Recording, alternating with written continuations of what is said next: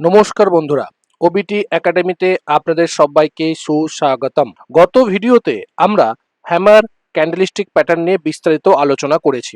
আজকের ভিডিওতে আমরা ডোজি পরিবারের আরেকটি অত্যন্ত গুরুত্বপূর্ণ বেয়ারিশ রিভার্সাল ক্যান্ডেলস্টিক প্যাটার্ন, যেটা গ্রাভেনস্টোন ডোজি বলা হয়, সেই সম্পর্কে বিস্তারিত আলোচনা করব। আজকের ভিডিওতে আমরা দেখব যে গ্রাভেনস্টোন ডোজি কি, রাইট, এটি দেখতে কেমন হয়, কেন এটি তৈরি হয়, কোথায় এটি সবচেয়ে বেশি কার্যকর, গ্যাভেনস্টোন ডোজি দেখে সেল এন্ট্রি কিভাবে নেবেন, স্টপ লস কোথায় রাখবেন, প্রফিট বুক কিভাবে করবেন, সবগুলো স্টেপ বাই স্টেপ আমরা এখানে আলোচনা করব।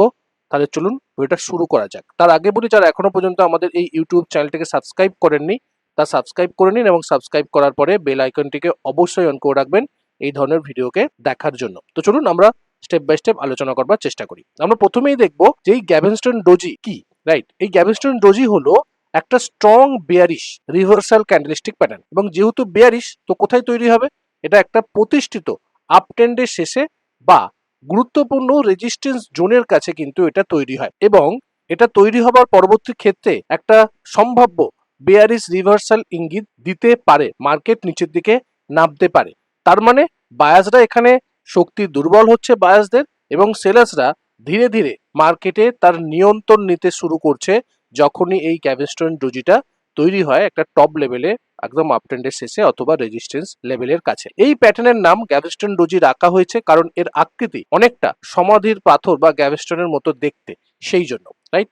এবার দেখবো আমরা যে কিভাবে এটা গঠন হয় বা কিভাবে এটা তৈরি হয়। প্রথম হচ্ছে তিনটে স্টেপ আছে। প্রথম স্টেপ কি?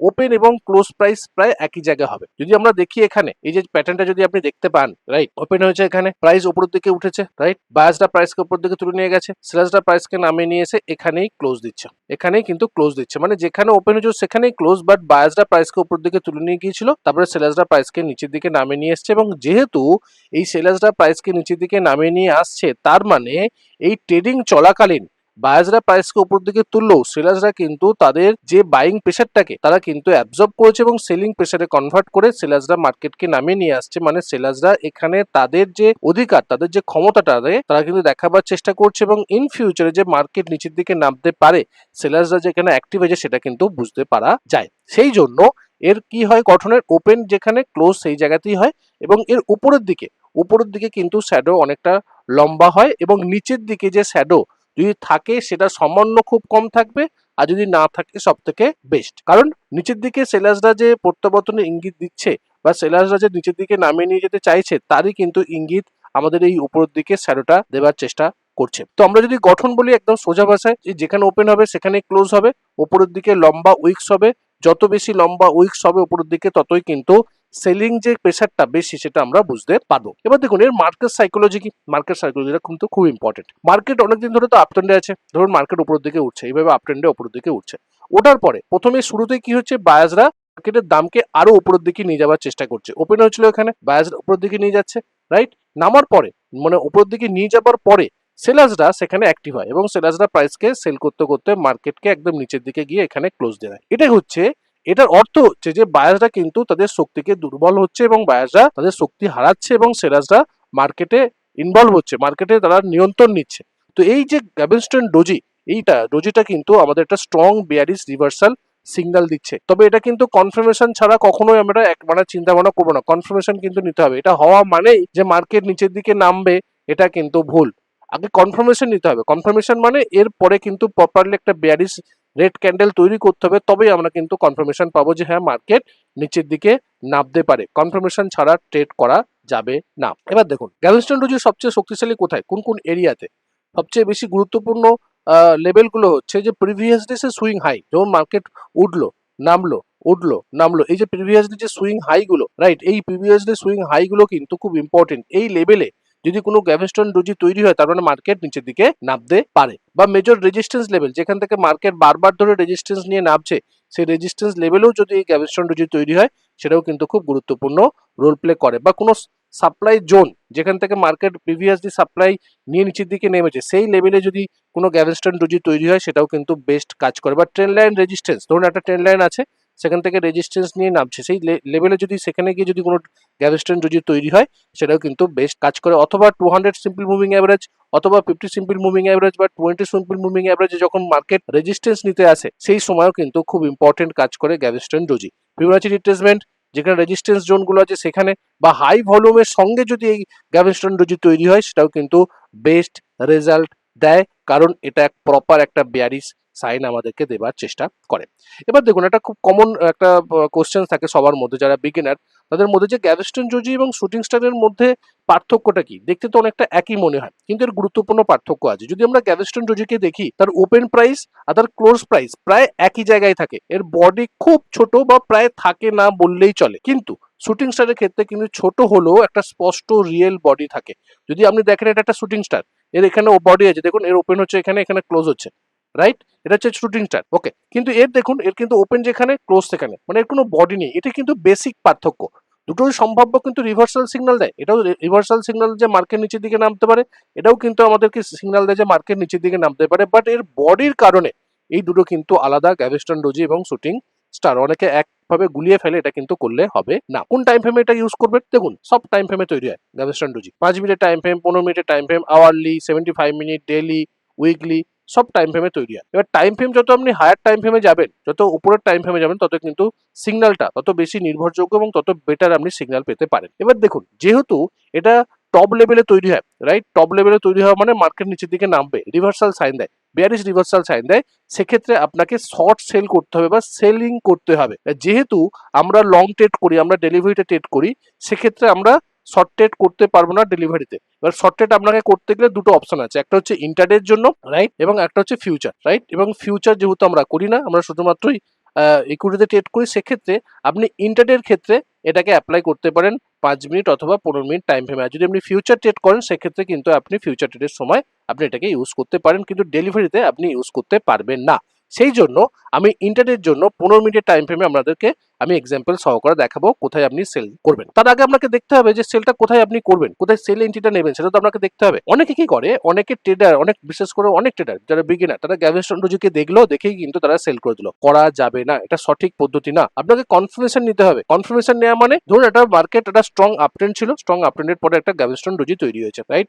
ডোজি তৈরি হওয়ার পরবর্তী ক্ষেত্রে দেখেই কিন্তু আপনাকে সেল করলে হবে না। আপনাকে পরের ক্যান্ডেলটা ওয়েট করতে হবে যে পরের ক্যান্ডেল আমাকে কি দেখাচ্ছে, পরের ক্যান্ডেল কি আমাকে প্রপার বেয়ারিশ ক্যান্ডেল দেখাচ্ছে। যদি বেয়ারিশ ক্যান্ডেল দেখায়, তারপরে আপনাকে কিন্তু তার লো এর নিচে আপনাকে এন্ট্রি করতে হবে। মানে এই যে লো, এই ধরুন এটা হচ্ছে গ্যাপ স্ট্যান্ড ডোজি, তারপরে এটা কি, এটা বেয়ারিশ ক্যান্ডেল, 2 নম্বর ক্যান্ডেল, 2 নম্বর ক্যান্ডেলকে আপনি দেখলেন, যদি বেয়ারিশ ক্যান্ডেল তৈরি হয়, তার যে লো, এটা লো এর নিচে আপনাকে সেল এন্ট্রিটা করতে হবে, রাইট? সেল এন্ট্রি তার নিচে করতে হবে। স্টপ লস আপনি কোথায় রাখবেন? স্টপ লসকে রাখতে হবে কোথায়? এর উপরে, রাইট? এই যে উপরে, এটা আপনার স্টপ লস থাকবে, এখানে আপনার এন্ট্রি থাকবে, রাইট? এবং সেই অনুযায়ী আপনি কি করতে পারবেন, প্রফিট বুক করা যেতে পারে, নিচের যে কোনো সাপোর্ট এরিয়াতে করা যেতে পারে, বা ট্রেলিং স্টপ লসের মাধ্যমে আপনি প্রফিট বুক করতে পারেন। অথবা আপনি কোনো বেয়ারিশ সাইন পেলে, রিভার্সাল যদি মানে বুলিশ রিভার্সাল সাইন যদি পান, সেক্ষেত্রে আপনি প্রফিট বুক করতে পারেন। অথবা মিনিমাম 1:2 তেও কিন্তু আপনি প্রফিট বুক করতে পারেন। বাট আপনাকে এন্ট্রি করতে হবে যে গ্যাপ স্ট্যান্ড ডোজি হলো, তারপরে কনফার্মেশন হবে একটা red candle, bearish red candle, তার লো এর নিচে আপনি এন্ট্রি করবেন, আর গ্যাপ স্ট্যান্ড ডোজির হাইয়ের উপরে কিন্তু আপনি স্টপ লসকে প্লেস করবেন। এটা হচ্ছে নর্মাল। সেই অনুযায়ী আপনি কোয়ান্টিটি ক্যালকুলেশন করবেন রিস্ক ম্যানেজমেন্ট অনুযায়ী, তারপরে আপনার মিনিমাম 1:2 অথবা নিচে সাপোর্ট লেভেলে আপনি প্রফিট বুক করতে পারেন, অথবা ট্রেলিং স্টপ লস অথবা কোনো বুলিশ রিভার্সাল প্যাটার্ন দেখলে আপনি কিন্তু সেখানে আপনি প্রফিট বুক করতে পারেন। চলুন আমরা দেখি একটা এক্সাম্পল কি বলছে। দেখুন, এটা হচ্ছে আপনার ইকো ব্যাংকে 15 মিনিটের টাইম ফ্রেম। 15 মিনিটের টাইম ফ্রেমে যদি আপনি দেখেন, প্রপারলি উঠছে, নামছে, উঠছে, নামছে, উঠছে, নামছে, উঠছে। এখানে যদি আমরা দেখি না, প্রপার একটা গ্যাপ স্ট্যান্ড ডোজি তৈরি করেছে, রাইট? এবার দেখুন, আমরা কি বলছিলাম যে গ্যাপ স্ট্যান্ড ডোজির পরে কিন্তু একটা বেয়ারিশ ক্যান্ডেল করতে হবে, কিন্তু এখানে বেয়ারিশ ক্যান্ডেল করেনি। এখানে কি করেছে? এখানে একটা বুলিশ ক্যান্ডেল করেছে, নিচের দিকে উইক্স। আপনি কি এখানে এন্ট্রি করবেন? না, আপনি এন্ট্রি করবেন না। আপনাকে ওয়েট করতে হবে যেখানে কি তৈরি করছে। আপনাকে দেখতে হবে ক্যান্ডেলিস্টিক প্যাটার্নকে, যেখানে প্রপারলি বেয়ারিশ নেচার দেখাচ্ছে কি দেখাচ্ছে না। যদি আপনি এখানে দেখেন, এরপরে কিন্তু দেখুন একটা গ্রিন ক্যান্ডেল করেছে, একটা গ্রিন ক্যান্ডেল করছে, কিন্তু বাট এর হাইয়ের উপরে কিন্তু যাচ্ছে না, এর হাইয়ের নিচেই কিন্তু মার্কেট। তারপরে দেখুন একটা বেয়ারিশ ক্যান্ডেল, তার মানে কি এর নিচে নিয়ে যাবেন? না, করবেন না। কারণ এর লো এর নিচে আপনাকে ক্লোজ দিতে হবে। যদি লো এর নিচে যদি ক্লোজ দেয় রেড ক্যান্ডেল দিয়ে, তারপর আপনি তার লো এর নিচে আপনি এন্ট্রি করবেন। এবার দেখুন, আপনি যদি দেখেন এর লো এর নিচে ক্লোজ দিয়েছে কোনটা? এই ক্যান্ডেলটা। তো এর ক্যান্ডেলের নিচে, এর লো এর নিচে কিন্তু আপনি এন্ট্রি করবেন। আপনার এন্ট্রিটা আসবে এই লেভেল করে, আপনার এন্ট্রিটা আসবে, রাইট? এখানে আপনার এন্ট্রি আসবে, আপনার স্টপ লস কোথায় থাকবে, এখানে আপনার স্টপ লস থাকবে। এবার এতগুলো ক্যান্ডেলকে কিন্তু আপনাকে ওয়েট করতে হলো, কারণ কন্ডিশন অনুযায়ী সব স্টক যে সমানভাবে আপনাকে দেখাবে সেটা না। বাট এই যে বেয়ারিশ সিগন্যালটা দিয়েছে গ্যাভেস্টন ডোজিটা, এটার অর্থ যে মার্কেট এখান থেকে নামতে পারে। হয়তো কিছুটা মার্কেট কনসলিডেট করলো, তারপরে নিচের দিকে নামলো, আপনাকে কিন্তু ধৈর্য ধরে কনফার্মেশন নিয়ে কিন্তু এন্ট্রি করতে হবে, কনফার্মেশন ছাড়া এন্ট্রি করা যাবে না। এক্ষেত্রে যদি আমরা এখানে এন্ট্রি নিয়ে থাকি, আমাদের এন্ট্রি এখানে হলো, আমাদের স্টপ লস এখানে হলো, দেখুন মিনিমাম মানে 1:2, অথবা নিচে যে সাপোর্ট এরিয়া সেই জায়গাতেও কিন্তু আপনি আপনার প্রফিটকে বুক করতে পারেন, যদি আপনি ইন্টারডের ক্ষেত্রে হয়। আর যদি না প্রফিটে আছে, যদি আমরা 3-15 মিনিটের মধ্যে আপনাকে কিন্তু এক্সিট করে বেরিয়ে যেতে হবে, মানে বাই করে বেরিয়ে যেতে হবে, যেহেতু আপনি শর্ট সেল করছেন। ওকে, তো চলুন আর একটা উদাহরণ দেখি। যেমন এটা দেখুন, মার্কেট উঠেছে, নেমেছে, আবার উঠেছে, আবার নেমেছে, তার মানে এটা সাপোর্ট এরিয়া। তো সাপোর্ট এরিয়াকে ব্রেক করার পরে সেটাতে রেজিস্ট্যান্স নিয়েছে, এটাকে আমরা কি বলি, সিআইপি। সেই লেভেলেই মার্কেট কিন্তু আবার ট্রেড করতে আসে। দেখুন নেমেছে, নেমে আবার উপরের দিকে উঠেছে, এটাও কিন্তু 15 মিনিটের টাইম ফ্রেম, রাইট? এবার যদি দেখি আমরা এখানে যখন এই রেজিস্ট্যান্স নিতে আসছে, সিআইপি করতে আসছে, সেখানে দেখুন স্ট্রং কিন্তু একটা গ্যাভেস্টন ডোজি তৈরি হয়েছে।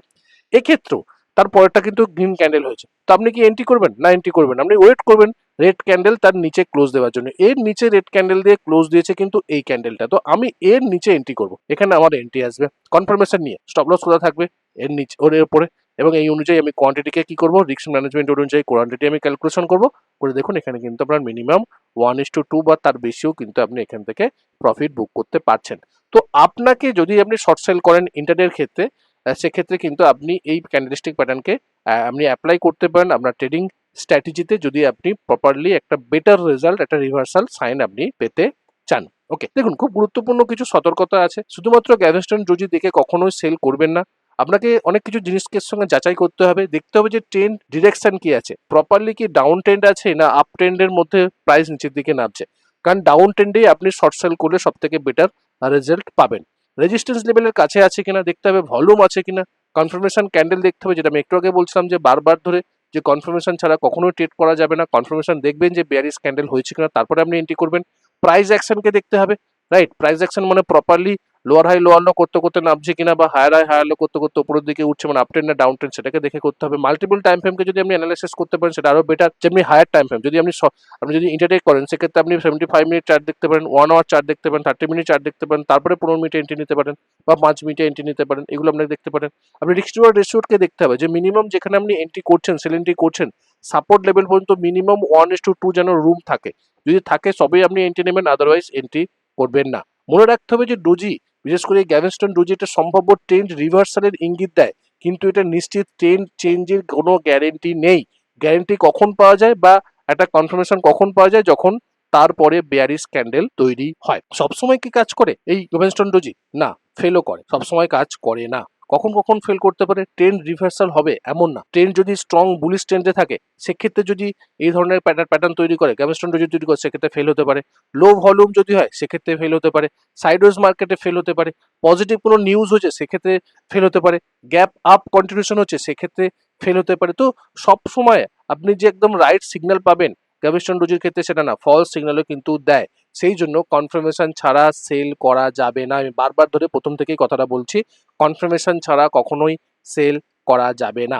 সেই জন্যই আমি সবসময় ইনভাইট করি শেখার জন্য আমাদের কোর্সে, কারণ আমরা এখানে 1 বছর ধরে ডিটেলসে আমরা এই জিনিসগুলি শেখাবার চেষ্টা করি। একদম ক্যান্ডেলস্টিক প্যাটার্নের কোনো নাম না নিয়ে, ক্যান্ডেলস্টিক প্যাটার্ন কি বলবার চেষ্টা করছে, কোন লোকেশনে তৈরি করার চেষ্টা করছে, একদম বেসিক লেভেল থেকে, একদম টেকনিক্যাল অ্যানালাইসিসের এবিসিডি থেকে একদম জেড পর্যন্ত আমরা শেখাবার চেষ্টা করি। একদম সুপার অ্যাডভান্স লেভেল পর্যন্ত, স্মার্ট মানি কনসেপ্ট পর্যন্ত আমরা শেখার চেষ্টা করি। Demand supply, VSA concept, plus price অ্যাকশনের সমস্ত কিছু, support resistance, candlestick pattern, trend line, chart pattern, ডিটেলসে কিন্তু আমরা আলোচনা করি।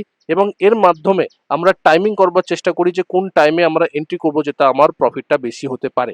প্লাস আমরা ফান্ডামেন্টাল অ্যানালাইসিসের মাধ্যমে গ্রোথ স্টককে চুজ করবার চেষ্টা করি, ক্যান্সেলিং মেথডের মাধ্যমে, মানে ফান্ডামেন্টালের মাধ্যমে গুড স্টক চুজ করি, এবং সেই স্টকে কোন জায়গায় টাইমিং করলে আমার প্রফিট বেশি হবে, সেটা আমরা করি টেকনিক্যাল অ্যানালাইসিসের মাধ্যমে। এই টোটাল প্রসেসটা আমরা 1 বছর ধরে করি, রেকর্ডেড এবং লাইভ ক্লাসের মাধ্যমে। রেকর্ডেড ক্লাস আপনি পেয়ে যাবেন যখনই আপনি পারচেস করবেন কোর্সকে, প্রায় 450 প্লাস 500টার কাছাকাছি আপনি রেকর্ডেড ভিডিও পাবেন। সঙ্গে আপনি পাবেন সপ্তাহে 2টো করে লাইভ ক্লাস, এবং মাসে 2টো করে একদম মেগা আমাদের মানে প্র্যাকটিস সেশন হয় 5 ঘন্টা 6 ঘন্টা ধরে। একদম লাইভ চ্যাটে গিয়ে আমরা প্র্যাকটিস করবার চেষ্টা করি, যে যে কনসেপ্টগুলো আমরা শিখলাম, কোন কোন কনসেপ্ট কোন জায়গাতে কাজ করছে, বা প্রিভিয়াসলি ব্যাক টেস্টের মাধ্যমে আমরা দেখার চেষ্টা করি যে কোন কোন জায়গাতে এগুলো কাজ করেছে, কেন করেছে, কিসের জন্য করেছে, তার সমস্ত লজিক সহকারে আমরা প্র্যাকটিস করি। এবং মাসে 2টো করে মোটামুটি আপনি মাসে 10টা করে লাইভ ক্লাস পাবেন। 12 মাস ধরে চলবে এই কোর্সটা, রেকর্ডেড এবং লাইভের মাধ্যমে। এবং এখানে স্টেপ বাই স্টেপ স্ট্র্যাটেজি শেখানো হয়েছে, সিস্টেমেটিক স্ট্র্যাটেজি। এবং আপনাদের এখানে swing trading strategy, position trading strategy, কীভাবে পজিটিভ পিরামিডিং করবেন সবটাই কিন্তু স্টেপ বাই স্টেপ এখানে শেখানো হয়েছে। যদি আপনার মনে হয় যে এটার বেশি আরও কিছু জানার ইচ্ছা আছে, সেক্ষেত্রে আমাকে 9477902945 নম্বরে হোয়াটসঅ্যাপ বা ফোন করতে পারেন, অথবা ডিসক্রিপশনে লিঙ্ক দেওয়া আছে, সেখানেও কিন্তু আপনারা চেক আউট করতে পারেন। এছাড়া আমাদের আরো ছোট ছোট 2টো কোর্স আছে, টেকনিক্যাল অ্যানালিসিসের সহজ পার্ট, যেটা অনেকেই জানেন, অনেকেই এনরোলমেন্ট করেছেন। লাইফ টাইমের ভ্যালিডিটি পাবেন, 45টা ভিডিও পাবেন, 2টো সুইং ট্রেনিং স্ট্র্যাটেজি পাবেন, মাত্র 60 টাকা। প্ল্যাটফর্ম চার্জ নিয়ে 49 টাকা, প্ল্যাটফর্ম চার্জ নিয়ে 60 টাকা পড়বে। এছাড়া আমাদের আরো একটা কোর্স আছে, দ্য সুইং ট্রেডিং ব্লুপ্রিন্ট। এটাও একটা সুইং ট্রেডিং এর কোর্স, 5টা সুইং ট্রেডিং স্ট্র্যাটেজি আছে, 150টা ভিডিও আছে, একদম অ্যাডভান্স লেভেল পর্যন্ত আমরা এখানে শিখিয়েছি, বেসিক থেকে। আমাদের এখানে রিস্ক ম্যানেজমেন্ট ভিডিও, আমাদের technical analysis, step by step trading journal, trading সাইকোলজির উপর আমরা ভিডিও করেছি, যাতে আপনারা প্রপারলি একটা সুইং ট্রেডারে পরিণত হতে পারেন। এর প্রাইস হচ্ছে 499, ডিসকাউন্টে চলছে 1 বছরের ভ্যালিডিটি।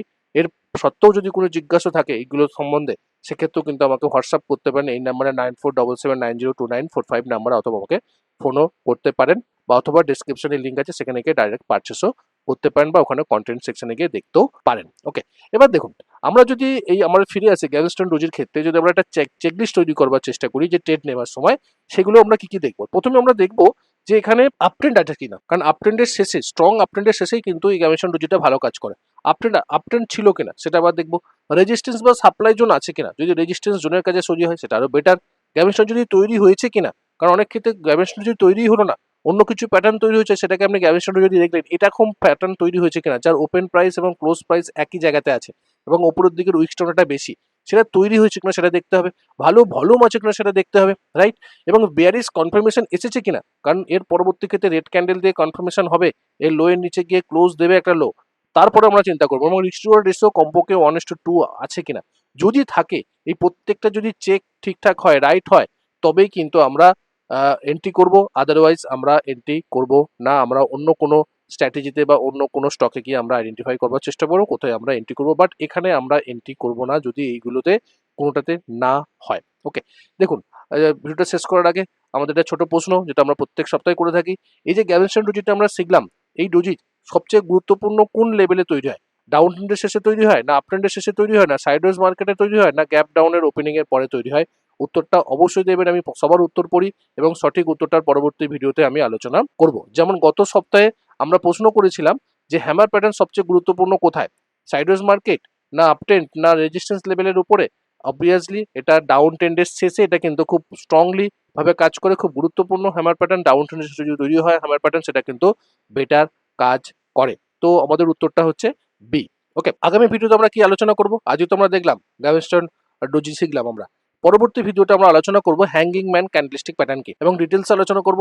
তার জন্য অবশ্যই আমাদের ইউটিউব চ্যানেলটাকে সাবস্ক্রাইব করে রাখুন, যাতে আপনারা এই ভিডিওগুলো প্রথমেই আমাদের কাছে চলে আসে, এবং প্রপারলি দেখুন, বেশি বেশি করে বন্ধু বান্ধবদের সঙ্গে শেয়ার করুন, এবং দেখুন, এবং বিশেষ করে কমেন্ট করুন যে আপনাদের কি ভালো লাগছে, এবং উত্তর দিন যে আপনারা এগুলো দেখছেন, এবং দেখে এই যে প্রশ্নগুলো করছি সেই প্রশ্নগুলো কিন্তু অবশ্যই উত্তর দেবেন, যাতে আমি বুঝতে পারবো যে আপনারা বুঝতে পেরেছেন, সেই জন্য প্রশ্নের উত্তরটা আপনারা দিতে পারছেন। দেখা হচ্ছে পরের একটা ভিডিওতে, ততক্ষণ সুস্থ থাকুন, ভালো থাকুন, নিজের রিস্ককে বজায় রেখে ট্রেড করুন, নিজের ক্যাপিটালকে রক্ষা করুন। Bye bye.